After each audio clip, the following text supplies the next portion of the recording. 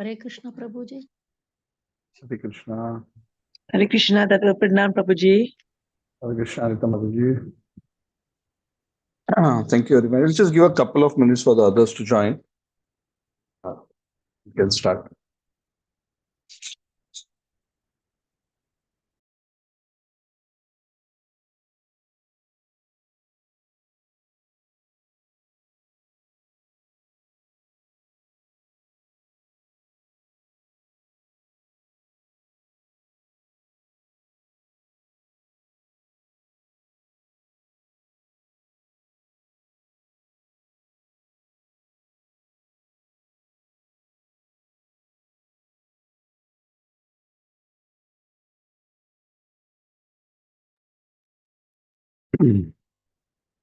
Hare Krishna.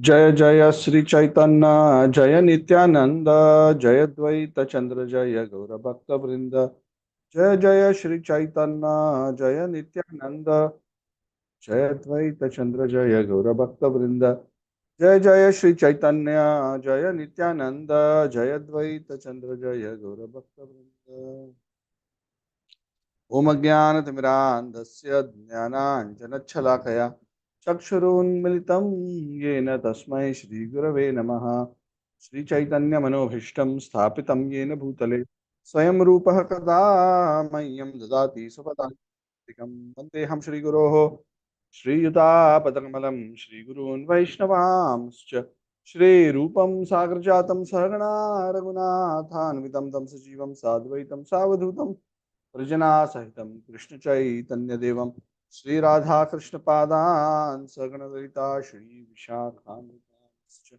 He Krishna Karuna Sindhu Dinabandhu Jagatpate Gopesha Gopika Kanta Radha Kanta Namosute Tapta Kanchana Gaurangi Radhe Vrindavaneshwari Shibhanu Sute Devi Pranamami Haripriya Vancha Kalpatarabhyascha Kripa Sindhu Bevacha Patitanam Pavanebhyo Vaishnavebhyo Namo Namaha Jai Shri Krishna Chaitanya Prabhu Nityananda Shri Advaita Gadadhara Shivasadi Gaur Bhakta Vrinda Hare Krishna Krishna Krishna Hare Hare Hare Rama Rama Rama Hare Hare Om Vishnu Padaya Krishna Pristhaya Bhutale Padaya Krishna Pristhaya Bhutale Shrimati Bhakti Vedanta Swami Namane Namaste Saraswati Devi Gaurvani Pacharine Nirvisheshunyavadi Paschad Vachalam Pangum Langhete Girim Yat Kripatamaham Vande Shri Gurum Dintarinam Paramananda Madhavam Shri Chaitanya Hare Om. Hare Krishna. So, welcome to the Chaitanya Pravah series. We are continuing to discuss the 14th chapter of the MAdhya Lila of the Chaitanya Charitamrita entitled Performance of the Vrindavan Pastimes. This chapter is centered around the Lord Chaitanya's pastimes in connection with Jagannath, around Lord Jagannath's Rath Yatra, as a part of which Lord Jagannath spends almost 9 days in the Gundicha temple, which represents Sri Vrindavan Dham. And as a part of that episode, we had just begun discussion on the Hera Panchami pastime. So I'm just going to briefly recap so that we don't lose context of what we have been discussing. So there are many festivities surrounding Jagannath's Rath Yatra. The whole festivities begins with Snan Yatra, Jagannath's birthday. And then he falls sick, and then he has the Anavasar period where he's taken care of, given medicines, healthy food, darshan closed. And then comes the Netrotsava, where Jagannath gives his darshan to the public after so many days, almost 2 weeks. First time, 1 day before the Rath Yatra. And then there's the Rath Yatra festival. What is the Rath Yatra festival? After Jagannath is well, Jagannath tells Lakshmi Devi that I've not been too well. I feel like going out. I just want to go out and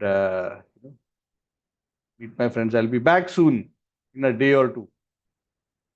That's his message to Lakshmi Devi, and Lakshmi Devi says, okay, yeah, probably also need a break, go out, and says, yeah, I want to take my brother and sister along for old time's sake. Huh?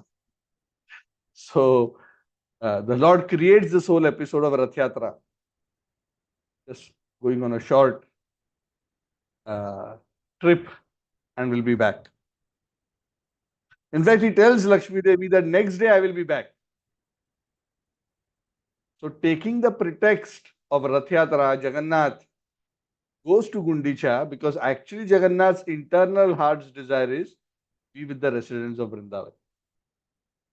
Because that is what he enjoys the most. Krishna has his pastimes in Mathura, Krishna has his pastimes in Dwarka, Krishna has his pastimes in Vrindavan. And in that sequence, they are more and more confidential. Krishna in Mathura, higher than that is Krishna in Dwarka, higher than that is Krishna in Vrindavan. And within Vrindavan, the highest is the love of the gopis, and highest there is the beautiful transcendental loving affairs between Sri Sri Radha and Pita. So Jagannath has left. One day passes, he's not back. Lakshmi Devi is checking. Oh, one day off the calendar. Where is Jagannath? Maybe he'll come tomorrow. Days pass. Still Jagannath is not back. Jagannath is oblivious.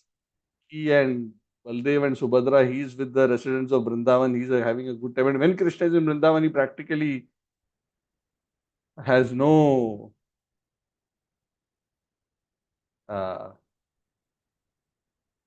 no drive, no motivation to go back anywhere else because there's nothing higher than that. So after 2-3 days, Mother Lakshmi, Mahalakshmi, she becomes agitated. Arey, what happened to my husband? Where did he go?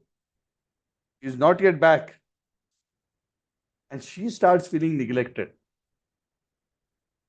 So when Mother Lakshmi starts being neglected, eventually the feeling of being neglected transforms into anger.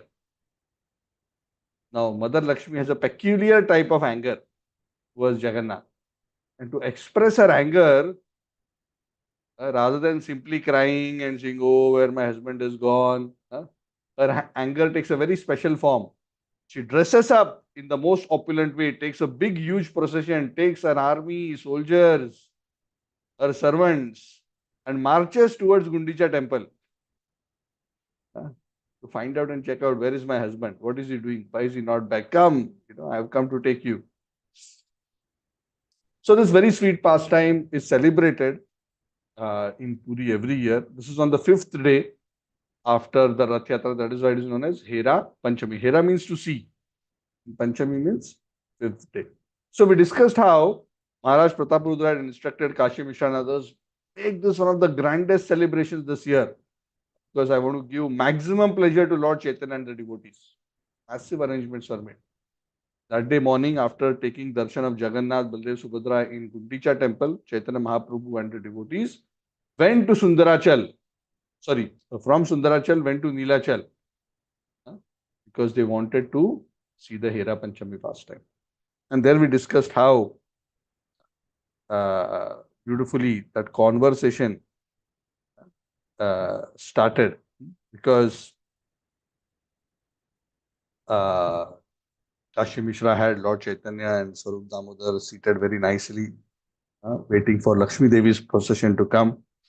And Swarup Damodar started having this beautiful conversation with Lord Chaitanya. Lord Chaitanya always desirous of tasting the nectar of devotional service. Very desirous to taste the nectar of devotional service. Lord Chaitanya asked Swarup Damodar. He says, and this we discussed last time, I'm just quickly refreshing. He says that, Lord Jagannath is in Dwarka, he's having a good time, and he's showing his mercy once a year. Once a year, he becomes so eager to go to Vrindavan. I can understand he wants to go to Vrindavan, taking the pretext of Rath Yatra. But why does Jagannath not take Mother Lakshmi with him? Correct? Generally, when a husband will go out on a trip, generally he'll take his wife. Sometimes he may not even take the children, but generally they will go out with the wife. In this case, he didn't even take Lakshmi Devi. So Sarup Damodar had responded at that time to Lord Chaitanya. And these conversations are not conversations where either of them doesn't know the answer. These kind of conversations are only for that nectar to come out, so that just to experience and hear that nectar in the association of devotees, the tasting of that rasa can happen. So sometimes in Krishna consciousness, we feel, oh, I've already heard this. I've already heard this. I've already heard this pastime. So as long as we are in the neophyte stage where we are just gathering information or philosophical concepts, we will not be able to relish the subject in this way. Once we are able to relish the subject, the taste of the beautiful pastimes of Krishna, the glorification of the name, form, qualities, and pastimes of the Lord, and that itself becomes such a taste that the same questions and answers, the same pastimes, the same episodes, the same incidents become increasingly tasty. Vayam tu na vitrupyam uttama shloka vikrame yat shanavatam rasadnyanam swadu swadu pade pade. Bhagavad says. The sages are telling Shukdev, Suta Goswami, go on, don't stop, don't stop. Why? Because as you are narrating these transcendental pastimes, those who are familiar with the ras, the concept of transcendental taste, they never become satisfied. They don't think enough. Say, go on, more, it's so tasty, it's so enjoyable. There is great relish within the heart. So that is our aspiration. That is why this process of hearing and chanting is so powerful, because the experience of Krishna for us, actually, even in the spiritual world, especially for us, because we are at the moment at an external level separated from Krishna, the experience of Krishna and the tasting of the nectar of Krishna comes through the ears. Krishna is experienced not through the eyes. For us, it's experienced through the ears. The taste is conveyed by the speaker and experienced by the faithful listener. So this is a symptom of advancement. And Lord Chaitanya, when he is discussing all these things, when he is asking a question, we should not feel that Lord Chaitanya didn't know, that's why he is asking, or that other devotee didn't know. Devotees will sometimes ask these questions, even very senior devotees will ask the same questions which they asked the first day they came in Krishna consciousness, because they want to relish hearing this beautiful understanding of tattva as well as rasa from the lips of advanced devotees, because there is great taste. And it's also so that when devotees who have taste speak, the same subject matter, when it is spoken through the taste and the faith of a particular devotee, can be experienced in a particular way by the listener. So this is another magic. And that is why it is very strongly recommended to hear Hari Katha from those who have taste in the subject and those who have faith in the subject. Then our heart will experience the relish. Professional reciters are unable to instill the real relish, because the motivation is usually not love. Most of the times, I cannot say for each and every person, but usually not love. It's usually motivated by mundane considerations, usually motivated by a desire just to impress and do a performance. Prabhupada said, Kirtan is not a performance. Krishna Katha is not a performance. It's not just about how wonderfully, with wonderful oratory skills, one narrate. All those things are nice to have. But pure Hari Katha is to glorify the Lord without any material motivation. Glorify with faith and to taste that Harikatha in the presence of other similarly faithful audience. In such an assembly, the Harikatha is live and potent. And if we happen to get an opportunity to be in such a Harikatha, we are very, very fortunate. That is where attraction to the Lord and attraction to pure devotional service becomes manifest. We have all become attracted to Krishna because at some time we were fortunate enough to come in contact with such a Harikatha. Otherwise, this kind of attraction is impossible. So Lord Chaitanya and Swarup Damodar are speaking. Lord Chaitanya is asking why Lakshmi Devi is not allowed. No visa. Immigration at Vrindavan department. No entry. No entry to the biggest of devatas. No entry even to Lakshmi Devi. And Swarup Damodar, Lord Chaitanya is asking Swarup Damodar. And Swarup Damodar gives that answer. Oh my Lord. He knows, the Lord knows, but since you have asked, she cannot be admitted because Vrindavan is not a place for Lakshmi Devi. Vrindavan servitors are the gopis. No one but the gopis can attract Krishna's mind in Vrindavan. That whole setting, that whole mood of Vrindavan, it doesn't fit Lakshmi Devi's mood, her style, her way of interacting with the Lord is very different. It is incompatible rasa. Lord Chaitanya appreciates that particular explanation by Swarup Damodar. Then he says, yes, that is true. Indeed, Lord Jagannath wants to privately taste these rasas of Vrindavan. That's why he has made this excuse and he has gone to Vrindavan. And of course, there is no fault in Jagannath in this, because these affairs of loving affairs between Krishna and the residents of Vrindavan and the gopis have no material tinge. It is beyond all material lust. It is beyond all material imperfections. It is pure and transcendental. But tell me one thing. Doesn't Mother Lakshmi become angry when Jagannath goes like this? And Swarup Damodar, in a way, defending Mother Lakshmi, she says, oh Lord Chaitanya, what do you expect? For a woman who loves her husband, if her husband neglects her, obviously she'll become angry. Isn't it natural? So that's a very, very natural thing. So in that way, they were jokingly exchanging these words. And at that time, the procession came out. Mother Lakshmi, in a palki with all her guards and her procession, very, very opulent, very kingly procession. Very opulent golden palki. 4 servants carrying her palki, so many umbrellas, chamaras, flags, maids carrying water pots, pitchers, boxes of betel nuts, hundreds of maid servants. And that whole procession marched towards Gundicha temple. At Gundicha temple, chaos. Jagannath is here and Mother Lakshmi is coming in a procession.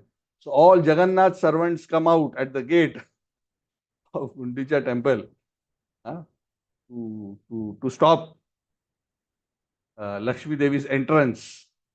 No entry for you. So Jagannath servants and Lakshmi Devi servants clash at the entrance gate of Gundicha. This actually is enacted.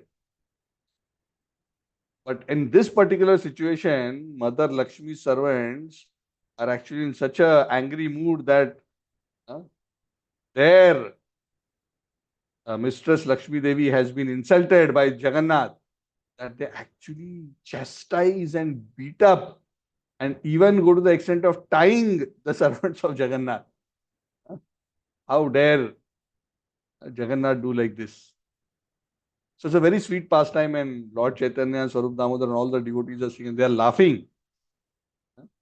Of course, externally this seems as if, it's some violent exchange. But deep down, these are all very loving exchanges of rasas between the devotees. And Jagannath, and they are covering their face and they are laughing, and Lord Chaitanya is really uh, enjoying the kind of impudence which Lakshmi Devi's maid servants are showing. Because it's a big deal, no? I mean, they are not just coming and complaining, oh, where is Jagannath? Please ask him to come out. Huh? Huh? So Sarup Damodar is also quite amazed. Huh? He tells Lord Chaitanya, this kind of egoistic pride, spiritual egoistic pride, I have never seen. Normally, for a woman, she's neglected by her husband, what she will typically do? She'll be angry, she'll be morose. Huh? And this kind of angry, egoistic pride is known as man, spiritual literature. Man. Man means loving, egoistic anger, where one becomes angry with one's beloved. Normally, when the wife will become angry, because typically the wife is subservient to the husband. huh? Typically, a woman, when she's neglected, what she'll do? She will just, rather than being decorated nicely, she'll take out all her ornaments, wear simple clothes, she'll sit in a corner, morose, because she wants to show her displeasure and moroseness to her husband. In fact, in olden times, and this happened even in the Ramayana, right? Mother Kaikeyi, she went to her Kopa Bhavan and she removed all her royal jewelry and wore simple clothes and sat there in a morose way, scattered her hair. So these are the ways in which in ancient times they would show their man, their anger. But Sarup Damodar is saying, Lord Chaitanya, this kind of display of man, egoistic pride, I have never seen. In this case, Mother Lakshmi, far from being morose, and just, when they are morose, sometimes they will, in the soil, with their fingernails, they'll start drawing lines. Huh? Rather than doing all this, here Mother Lakshmi is fully bedecked, charged up, angry. She's got into a procession, displaying her opulence, taking her servants. She charged at Jagannath, practically as if declaring war. Where is my husband? Who took him away? So Lord Chaitanya also starts smiling. Yeah, this is very interesting.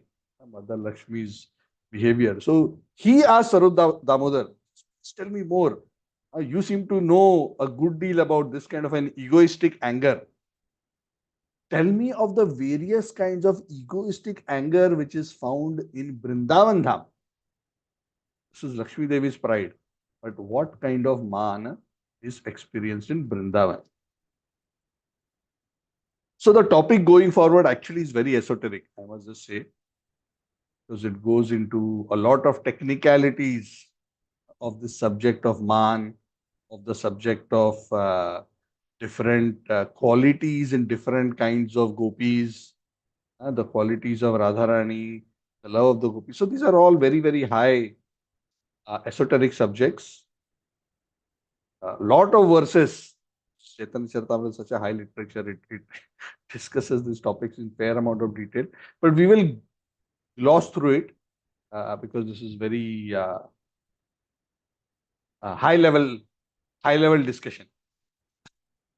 Uh, we may not be able to understand and appreciate it suitably, but we should still know a little bit about what these topics are. So we will take a quick pass through some of these ideas which are discussed. The whole point is that now Lord Chaitanya wants to understand these emotions, especially so in the context of Vrindavan. Of course, the whole discussion started with respect to how Mother Lakshmi approached the whole situation. But Lord Chaitanya is now more interested. Oh, Sarup Damodar, tell me in Vrindavan. Also, I know there is man, jealous anger, jealous egoistic anger. What kind of forms in Vrindavan man takes? Sarup Damodar says, oh Lord, this man itself is such a huge topic. It's a huge river. and it has many, many tributaries. The characteristics of the love of the gopis and the jealous anger form that it takes from time to time in different kinds of gopis, the different naikas, based on the naika's swabhav, her nature, takes different forms. I cannot fully describe it, my lord. It is unlimited, so much. But I can, just since you have asked, some broad categorization I can do, and so we can relish. I will give some brief explanation. So before I go into how he explains this, I just want to explain this idea of naika. So in Sanskrit and in the Vedic literature, especially even in our devotional literature, the term naika is used to refer to a heroine. So even today, even for movies, hero is called in Hindi or Sanskrit or Marathi Nayak. Who's the Nayak of this movie? Nayak means hero. And who's the Naika of the movie? Who's the heroine? In Vrindavan, there is only one Nayak, which is Gopinath, Sham Sundar, Madhav, Vrindavan Chandra, Vrindavan Bihari. Of course, there is one main Naika, but there are many other Naikas as well. Radharani, of course, is the Pradhana Naika. And she has a particular nature. And the different categorization of the Naikas also will come to that topic. There are so many other Naikas. Chandravali is another Naika. The 8 gopis are also Naikas. Sometimes when the Lord directly associates with these gopis and performs pastimes, there are times when these assistant gopis temporarily, by Radharani's insistence, will play the role of a Naika for some time and directly associate with Krishna to serve him for Krishna's pleasure. So they also take the Naika, they also have the Naika bhav. Most of the gopis will have Naika bhav. Now this topic is very, very vast, so I will not go into detail. Just I want to mention one thing. It's not mentioned here, but the Acharya has explained like this. The Naika bhav is only amongst the more grown-up teen. Grown-up means not grown-up, Vrindavan grown-up means teenage gopis. Lalita, Vishakha, the Ashtasakis. They have the Naika bhav. Sometimes they'll be heroine with Krishna. What this means? Sometimes Krishna will insist and put Lalita and make her forcibly sit next to Krishna on a swing. So when that pastime is going on, Krishna is the Nayak, Lalita Sakhi is the Nayika. Just as an example.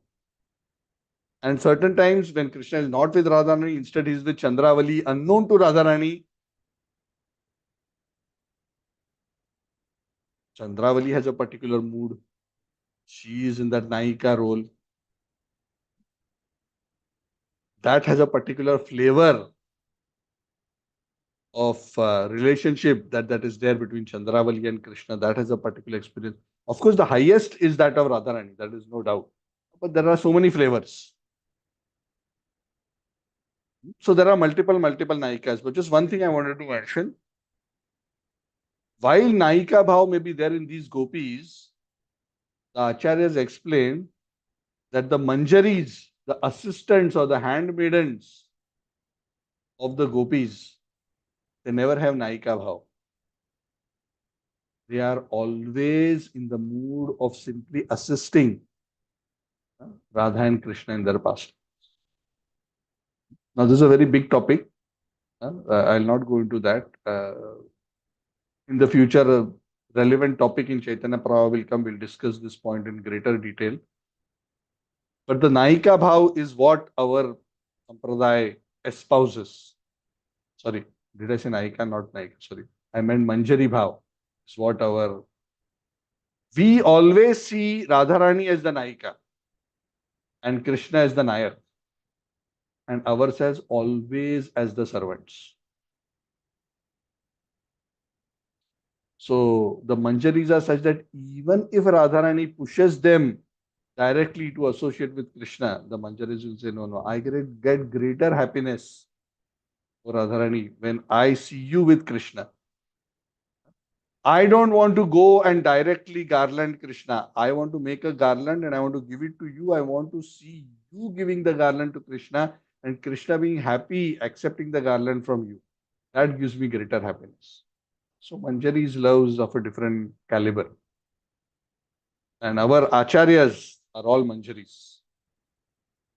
Right from Rup Goswami, Sanatan Goswami. Rup Goswami is Rupa Manjari.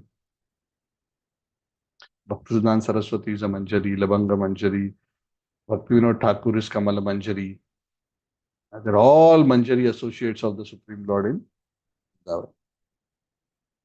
So just so that you know, there is a Naika Bhav and there is an assistant of the Naikas. So here Lord Chaitanya is interested to understand about the Naika Bhav. So Sarup Damodar obliges, says, okay, Lord, I can't describe everything, but I will explain to you broadly. There are three types of women who, based on their nature, exhibit a particular kind of mana towards their lover, towards the Nayaka. So one category is Dhira. So three categories: Dhira, Adhira, and Dhira Adhira.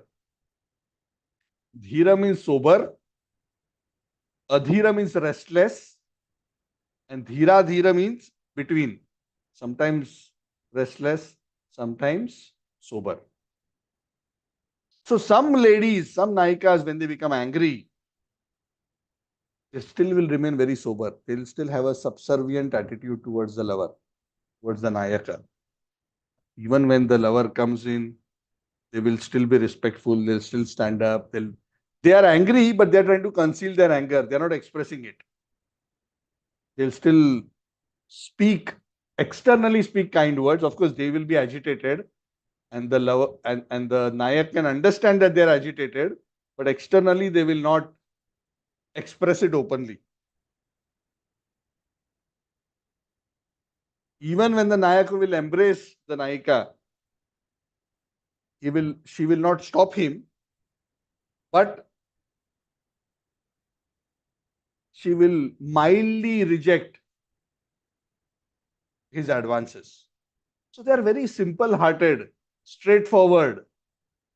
The Dhira Man, the Dhir category of Man. The Adhira category of Man is exactly opposite of this. What does that mean? Not sober.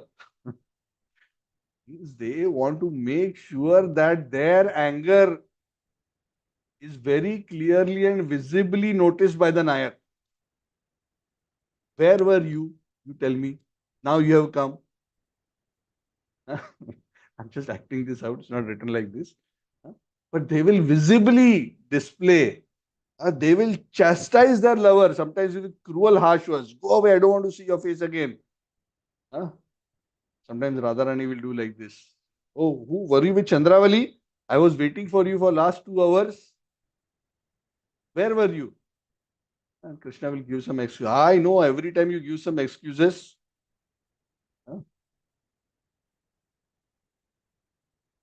And then they will. Sometimes the adhira, restless anger will sometimes even chastise and pinch the ear of the Nayak. So they are quite, can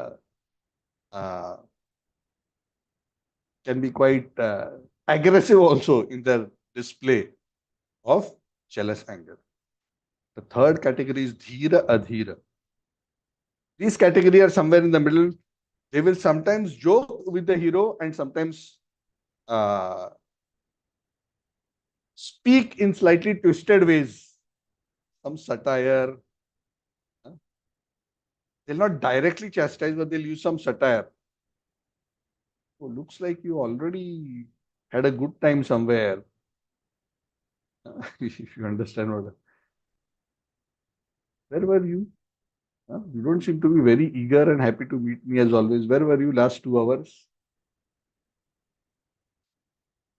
Sometimes they will praise, sometimes they will chastise, and sometimes they'll remain indifferent. So these are the three kinds of mans Swarup Damodar explains to Lord Chaitanya. Of course, Radharani's man usually is of the Adhira category. So to mention, she is she is a special type of Naika. So that is the question which comes next. The Lord Chaitanya asks Swarup Damodar, please tell me what are the types of Naikas, heroine categorization. Swarup Damodar says broadly three categories. Mugdha, those who are fully captivated by Krishna. They're sold out to Krishna. They're fully subservient to him. They don't know any cunningness. They don't know. They are fully, submissive. Such captivated heroines, they will simply cover their face and they will cry if they are facing the jealous anger. And whenever the hero will come and speak a few sweet words, they will immediately become pacified. Very simple heart.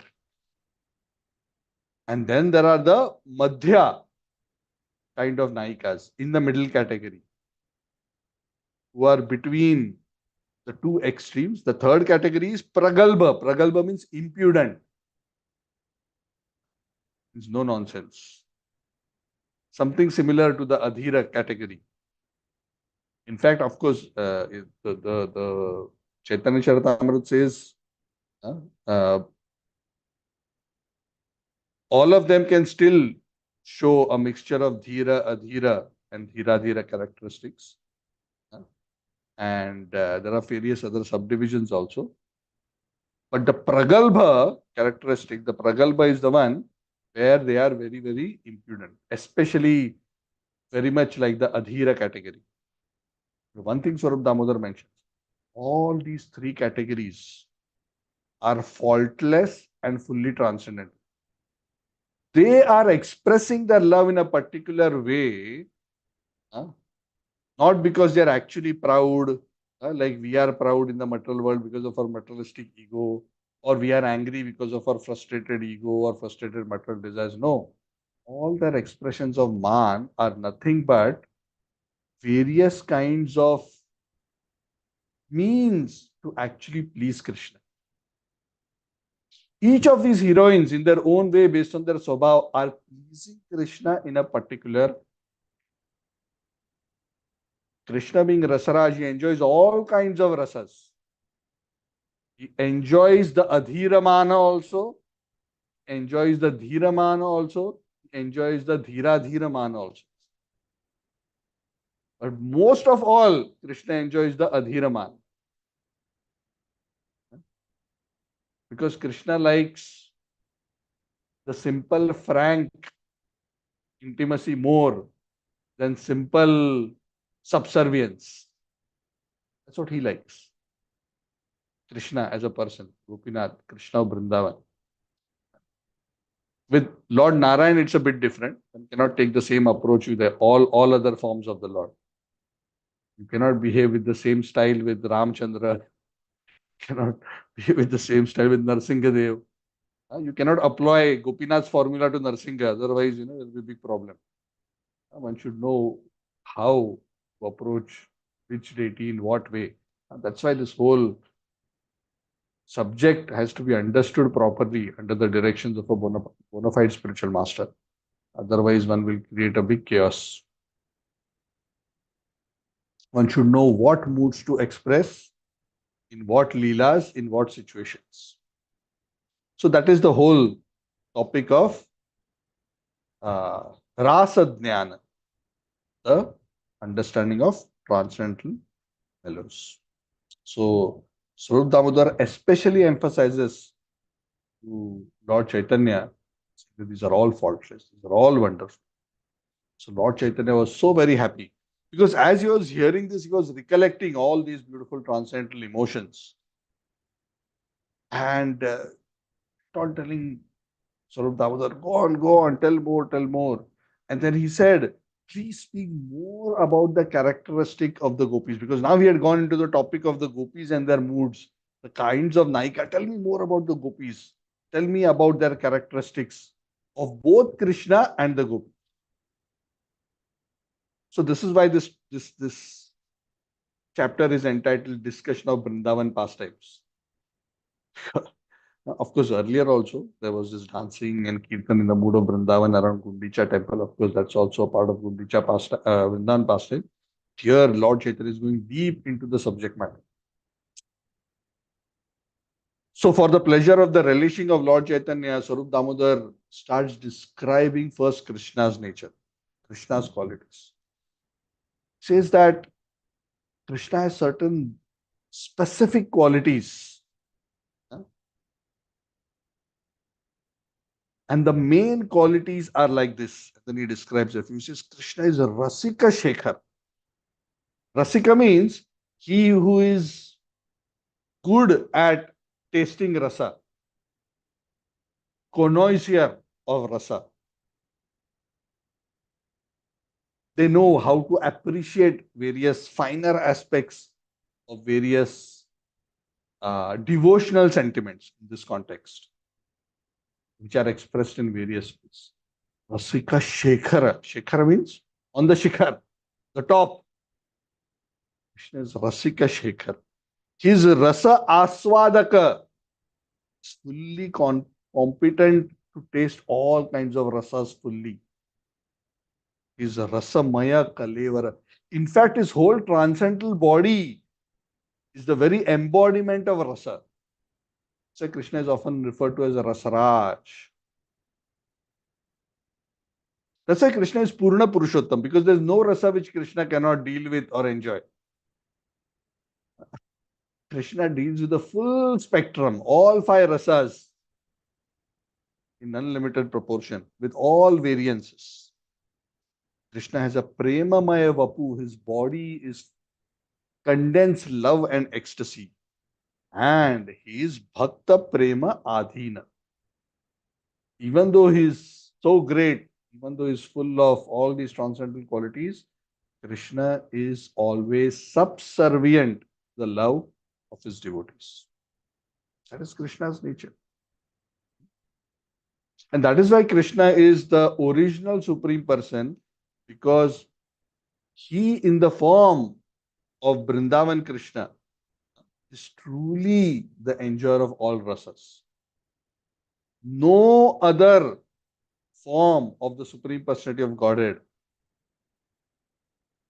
expresses and enjoys all the whole spectrum of rasas with their devotees. Only Sri Krishna. Then Swarup Damodar starts explaining the characteristics of the gopis. He says Krishna is this, but Krishna, to fulfill the enjoyment of rasas, he needs the gopis to love him. And the nature of the gopis' love, their Shuddha Prem. Shuddha Preme Rasa Gune Gopika Praveen. The Gopikas, the gopis of Vraja are experts in all these mellows of love, and their love is absolutely pure. Krishna enjoys pure love. It's not that we can start thinking, oh, Prabhu, because I also become angry with my husband. So Krishna will also feel pleasure. I will direct this kind of anger towards Krishna. Jealous anger. But this is not what Krishna is longing for. Krishna is not longing for frustrated anger. Krishna is not longing for material jealous anger. Krishna is longing for pure devotion, which is expressed seemingly as jealous love. So the gopis are not simply jealously angry, they are transcendentally jealously angry, because their whole motivation is simply to please Krishna. That is very important to understand. Gopikara preme nahi rasabhasa dosha. There is no mixture of rasas. They know exactly the right rasas, the right mood, the right sentiment in their interaction with Krishna, which will please Krishna. Rasa abhas means mixture of rasas. In certain places and certain situations, certain rasas don't go together. Correct? Now, I don't want to go into that technicality. There are various kinds of rasabhas. It's not a topic of this discussion. But a very basic, simple, gross example, right? In a very formal setting, You cannot be very informal with someone. Correct? Huh? For example, if you are, everybody is in suit and boot and everybody is, all decked up and very formally behaving. Huh? You cannot suddenly, walk into that environment, your jeans and t-shirt and go, to someone and say, hey, hi, how are you? Give me a high five. And everybody is like, what is going on? This is a rasabhas. The whole mood of the environment is of a particular type, and you are just coming in with a totally contradictory, opposing sentiment. You're spoiling the environment, so to say. Yeah, I'm just giving a gross example. Huh? But rasabhas is this: when the situation demands a particular kind of rasa, somebody mixes it with another kind of sentiment, which actually spoils, like putting salt into sweet rice. Rice is sweet. Salt has its place, but not in sweet rice. So you don't spoil an item by putting something in it which doesn't have its place there. Krishnera kare paramasantosh. So because they have this kind of pure love, because they never do rasabas, because they know exactly the kind of rasa that Krishna will enjoy. Even Lakshmi Devi doesn't know. She also, her love is rasabas in Vrindavan. Lakshmi's love, and that's why she is not allowed, because that mood of Lakshmi's attitude doesn't fit into the Vrindavan environment. And the reason is, like I gave you the previous example, in a very formal environment, informality doesn't work. Similarly, in a very informal environment, where there is pure loving exchanges without any material inhibition or following of too much formality, if suddenly somebody comes in a very formal manner, that also becomes very odd. Correct? I think I don't have to explain this more. I hope you all understand. So Vrindavan environment is like a Dwarka is a formal setup. Vrindavan is very playful, pure love. So Lakshmi Devi's demeanor as a uh, Samradni, a queen, it doesn't fit into the Vrindavan setting. So she's not welcome. Don't spoil the mood here. You have your place, we have our place. Krishna enjoys both, but he enjoys the mood of Vrindavan even more. And Krishna can be fully satisfied by the gopis, because gopis exactly know this. They know Krishna's mood, they know what he wants to enjoy, they are expert in it, and they have pure love exclusively focused on pleasing Krishna. And that is why it is said in the month of autumn. Now we are still in rainy season, very soon the autumn will come, Sharad. Every night, Krishna with the gopis performs the Sharad Rasa Lila, the Rasa Yatra, where all the gopis gather with Krishna in the moonlight nights of autumn, Sharad, and they exchange beautiful, loving dealings. So again, we need to emphasize that all these dealings are purely spiritual.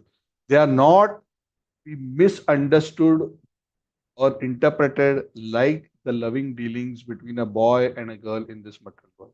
There is not a tinge of material lust.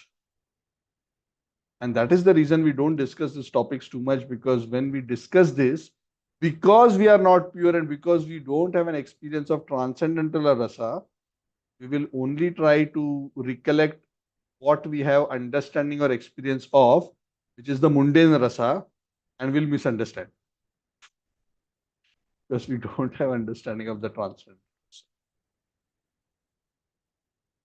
So at least theoretically, even though we are not having experience of transcendental rasa, at least theoretically we should understand that there is no element of lust. What does lust mean?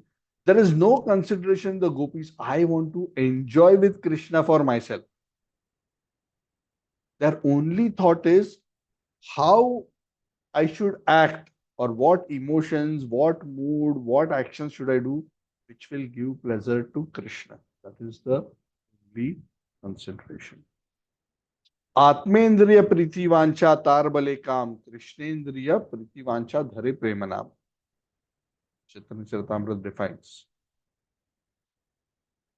Having a desire to please one's own senses is known as lust. In the material world, when a boy and a girl come together, are they actually thinking how I will give pleasure to the senses of the other person? When they come together, they are only thinking how will I enjoy.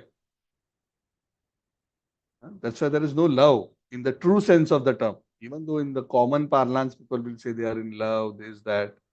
Why the love doesn't last? Because each one is thinking about what they will get for themselves.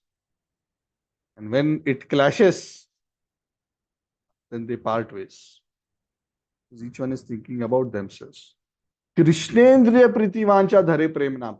But when the desire or the motivation is to please Krishna's senses, that is known as prema, love. Dhare premanam. So while, and the Bhagavatam explains is, while it externally appears as if the dealings between the gopis and Krishna is a lusty attraction between a boy and a girl, there is not even the slightest tinge of lust, either in the gopis or in Krishna. There is simply a very, very pure desire in the gopis to please Krishna in a way that Krishna will be pleased. Their own happiness doesn't matter at all. And their happiness lies in Krishna's happiness. That is the nature of love. So this is a very, very central, essential point that we all need to understand and appreciate, which is a defining characteristic of pure love. And especially when we are trying to understand the love of the residents of Vrindavan, it's a very, very important principle to understand. Then Sarup Damodar Goswami goes into another kind of categorization when he tells Lord Chaitanya, there are two kinds of gopis broadly. Describe Naikas, you describe Krishna's nature, Gopi's nature. Also want to mention there are two broad categories of gopis. The Vama and the Dakshina category. Vama means left wing and Dakshina means right wing. Huh? Left wing gopis and right wing gopis. So what does this wing mean? It's nothing to do with flying away. Huh? Two broad categories, left and right. So right means, generally, right means sober, straight, simple. And left, Vama, is a little crooked. Crooked love. Of course, when we say crooked, we should understand crookedness in the context of what we just spoke. Crookedness here doesn't mean that the gopi is crooked in her heart. It is the way love is expressed in a crooked way to make Krishna happy in a particular way. It is something like what we discussed earlier about Dhira and Adhira. Right and left. Generally, the right wing are the Dhira category. The left wing gopis are the Adhira category. Nana bhave karaya Krishna rasa aswadana. The whole purpose of these categories is just because Krishna wants to experience the whole range of rasa. He's Rasika Shekhar. He's Rasa Aswadaka. He's Rasamaya Kalevara. So different gopis belong to these different groups so that they can serve Krishna in that. And Krishna enjoys all these kinds of services. So what is the typical characteristic of a left-wing gopi? She's always eager to be jealously angered. So she never comes under the control of the Nayak. She is always opposes him in a transcendental way to increase his rasa. And when she is defeated, she actually becomes angry. A right-wing gopi, on the other hand, she doesn't like this kind of womanly anger. She's very subservient. Krishna, Oh yeah. Whatever you say, even though I didn't like it, it's okay. Huh? She will always speak suitable words to the hero. And whenever the hero will speak some sweet words, kind words to her, she will become very happy. And Radharani belongs to which group? Left or right? She belongs to the left wing, the Vama group.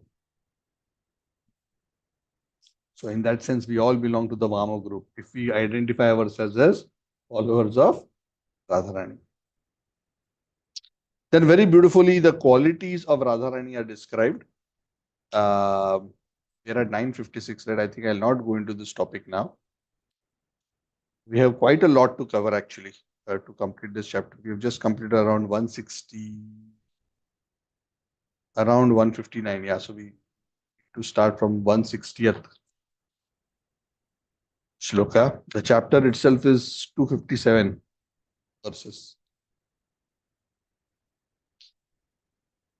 So the chapter goes into discussing Radharani's qualities and also the various transcendental characteristics, the various bhavas and the various alankaras in the body of Radharani, by which she pleases Krishna. So this is also a very, very high topic.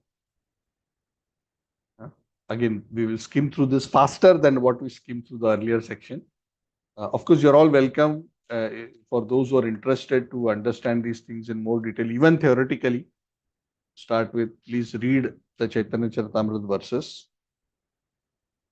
And whether you understand or you don't understand, most of the times we'll not understand very well. But never forget that these are all transcendental. These have nothing to do with material lust. These are all different ways in which the devotee tries to is the Supreme Lord. So I'm going to stop here and we'll open the floor since we have just a few minutes left and take a few questions. Yeah, Suresh Prabhu, want Yeah, Hare to Krishna. start? Hare Krishna. I have two questions. Prabhuji, one thing maybe I don't have that understanding. In the Rasa Leela, right, Prabhu, like all the gopis, they become very possessive about Krishna, right? Yeah, So, and he will disappear. Does the same thing happen for devotees in advanced stage? yeah. Yes, Krishna, there's a very beautiful explanation given uh, in the Ras Leela also when Krishna disappeared. Yeah. When finally he comes back, he tells the gopis that I just did this just to increase your love for me. So these are all these activities, union, separation, ultimately they are whole purpose is to increase the transcendental exchange, the intensity, the sweetness, and experience and taste it in various ways. There is a taste in being together. There's a different kind of taste in being away and hankering to be together. So in the transcendental realm, all these kinds of rasas are there. Of course, from a mundane perspective, Krishna doesn't tolerate any pride. Hmm. So sometimes if a devotee, sometimes what happens as a devotee, we are nice, humble, we render some service, Krishna becomes pleased. Krishna shows his favor to us in a very a wonderful way. And then after that, may become proud. Oh, no, I'm so special. I got this special mercy, either from Guru, from Krishna, whatever. Once Krishna sees that we are proud, because he doesn't like pride, and I'm now talking about sadhakas who have not yet reached the transcendental full purity, then Krishna will temporarily may distance himself and externally seem to behave in a way as if he has withdrawn his mercy. And then the devotee, is forced to be humble. Oh, what happened? I thought I'm so great. Where is Krishna? Huh? So Krishna does this also with great devotees, of course, for different reasons, not because they are materially proud, but even for the gopis, the way it is expressed that there was some spiritual pride. Prabhupada says, Krishna is only with me. He's dancing only with me. I am special. Huh? I am special. Because when the gopis were dancing with Krishna in the Ras Leela, even though Krishna was with each of the gopis, each gopi saw Krishna only with her. She couldn't see any of the other Krishnas. Yeah. So the gopis think, of all the millions of gopis, Krishna chose me to dance with. Yeah, got it. Yeah. So there was some Prabhupada explains like, of course, I'm not qualified to understand and speak this, but there was some small spiritual pride. So Krishna disappeared. And then that dawned on them the realization that this is causeless mercy. That you should not be proud of what uh, you have been granted. So, so yes, yeah, like that Krishna does that with sadhakas, Krishna does that with pure devotees. Generally, he will do that, encourage the intensity of our hankering for him. He did that with Narad Muni, right? When we discussed about Narad Muni's pastimes, the first canto, after giving darshan to Narad Muni, the heart, this is in the Lila when Narad Muni was the son of a maid servant. Eventually, he meditates, he sees Krishna in the heart, the Lord appears, gives him darshan, and then he disappears. Then he again meditates, but he's unable to get that vision of the Lord. So he becomes very frustrated, Narad Muni. And when he becomes very frustrated, he doesn't understand what is going on. I was able to see, now I am not able to see. Finally, the Lord speaks. He hears a voice. Lord tells him that for anyone who's not fully purified, they can hardly see me. I gave you this special darshan as a special mercy just to increase your desire to attain me. But in this life, no more. That was one special darshan I gave you. In this life, no more. So hanker now. Now hanker for it. So sometimes in our own lives, Krishna will give us some very special experience. It doesn't mean we are qualified. And this happens in the lives of sadhakas, something very special. Like what happened with Narad Muni. Of a very mystical divine nature where Krishna will reveal to us in a particular way. He give darshan, may speak, he may interact in a very personal way. And what do you think, Hare? I'm so ordinary. Why the Lord is giving me such a special? And indeed, we are not qualified for it. But the Lord will sometimes do that just as a special mercy to just increase our desire to attain Him. So that's Krishna's style. He will sometimes give us a little bit for a small dose, much more than what we are qualified for, just to give us that taste. This is what we should hanker for. Got it. And then his expectation is that the devotee should hanker. Yeah.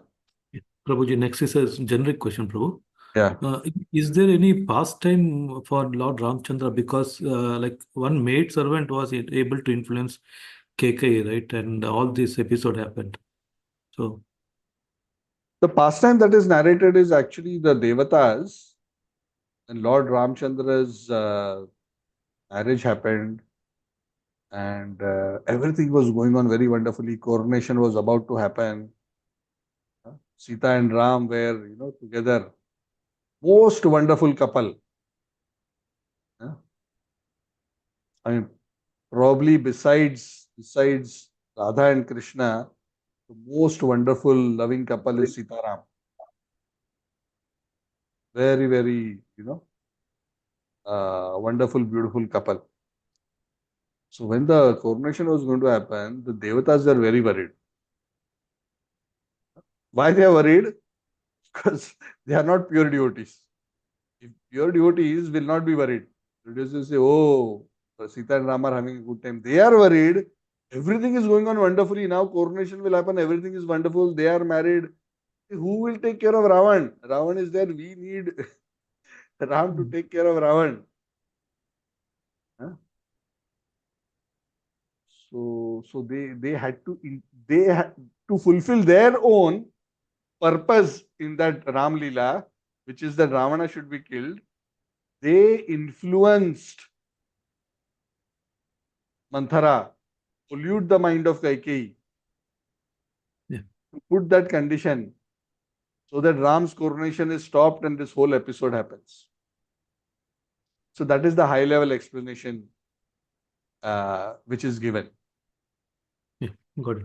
Actually, I'm reading that book from ISKCON. It's really good, actually. Very Yeah. precise and very good. But Yeah. there is a deeper pastime. Maybe I can just briefly mention. The deeper pastime is like this, that sometimes we may wonder, how did Kaikeyi's mind get polluted? Because Kaikeyi is Yeah. directly Yes. the mother of the Supreme Lord. Yeah. So actually Kaikeyi is of a very high stature as a devotee. In fact, when Ramchandra comes back to Ayodhya after the whole episode, killing Ravana, everything, he comes back. It is said first he touches the feet of Kaikeyi, because he knows what is in Kaikeyi's heart. So the story behind the story, now I don't know whether this is in Valmiki Ramayana or mentioned by the Acharyas, but what I've heard from devotees, the explanation given is, Kaikeyi was told, I do not remember by who, that because of certain, I don't know whether it is because of some planetary combination or some karma or something, I don't remember now offhand all the nuances of that story, but there was some kind of a curse or an ill effect that whoever sits on the throne of Ayodhya in that particular period was supposed to perish or die. There was some dangerous situation which she was aware of. Somebody had informed her. I need to get the details right. But understanding this and wanting to protect Ram, she created this situation, of course, externally being poisoned by Manthara, but internally doing it for the purpose of protecting Ram. And she was willing to sacrifice her own son, Bharat, in return for saving Ram's life from that dangerous situation. So she saved Ram's life by sending him to the forest for 16, and there was the 16-year period in which whoever sits on the throne of Ayodhya was supposed to get some ill effects. But because of her extraordinary devotion, she sacrificed her son for Ram. But because her son Bharat had such extraordinary devotion for Ram, he himself also did not sit on the throne. Yes. Bharat also kept the Paduka of Ramchandra on the throne. So it so happened that the situation was averted both for Ramchandra as well as for Bharat. Because what was actually on the Singhasan were the Paduka of Ramchandra. Yeah. Yeah. So at a deeper level of understanding, Kaikeyi is also super pure devotee. She has no malice. So sometimes pure devotees play certain roles to evolve pastimes in a particular way. But this is what I've heard. Yeah. Yeah. Thank you, Prabhu. Hare Krishna. Hari Bol, Hare Krishna. Okay, what else? Any other questions, comments? Okay, so if there's nothing else, we'll conclude today. So we will continue our discussion on the Bhagavatam. Hopefully, this chapter we should be able to complete next class. Prabhuji, one small doubt. Which Yeah. canto are we, Prabhuji? Chaitanya Charitamrita. Which volume? We are in Madhya Lila, chapter 14. Which So volume? volume, there'll be different volumes. So I have a one book set, one single book. Okay. So yeah. I do not know, but you just have to check. It will be most likely Madhya Lila book 2, Okay. because Okay. Adi Lila I think has 2 or 3 books. Madhya Lila is I think 4 or 5 if I'm not wrong. Depends. There are multiple versions of Chaitanya Charitamrita. There are, I think, different volume sets. That is not very standard. It depends on which set you have. I But have the Madhya 9 Lila volume. 9 volume set, then it's probably in volume 5 or something like that, somewhere in the middle. You're almost in the middle of Madhya Lila. Okay. Thank you. Hare Chapter Krishna. 14 is the beginning, is almost at the middle of the Madhya Lila. Yes. Okay. Thank you. Okay. Hare. Thank you very much. Shri Chaitanya Charitamrita ki jai, Shri Gaur Nitai ki jai, Jagannath Baldev Subhadra Maiya ki, Shri Prabhupada ki jai, Samaveta Gaur Bhakta. Thank you, everyone. Hare Krishna Prabhuji, thank you so much. Hare Krishna, Prabhuji. Thank Thank you very you. much. Thank you, Hare Krishna Prabhuji. Prabhuji. Thank you very Hare much. Thank you. Thank Hare you. Krishna Prabhu, thank you very much. Dandavat Pranam. Dandavad, Induleka Mataji, Bhaskar, Hare Sridevi Krishna. Mataji. Yes, Ashwin, Haribol. I met Ashwin the other day at Rath Yatra. Yes, Prabhu. Ashwin and their whole family. Yes, Bhaskar, Haribol. You also Hare attended Krishna. your Rath Yatra? You had a Rath Yatra the last Today we have actually in Austin, very first time they are conducting. So today evening we are going. Yes. Austin in Texas. Yes, Texas, Austin. Oh, Round Rock ISKCON Temple. okay, So wonderful. they are very first time organizing this event. I see. Yeah. In Hyderabad, in Attapur, there is Rath Yatra, right? It's done in a grand way, Prabhu. Yeah, Actually. yeah. Very He grand, said actually. he's busy there. Yes. Yeah. Last time I'd been, this time, unfortunately, I did not get the opportunity. Yeah. No worries. Yes, thank you, everyone. Yes, Archana ji, Leela Mata ji. Thank you very much. Anand Sundari Mata ji, Sapna Mata ji, Sachi Prema Mata ji, all thank you. Yes. Suresh, thank you.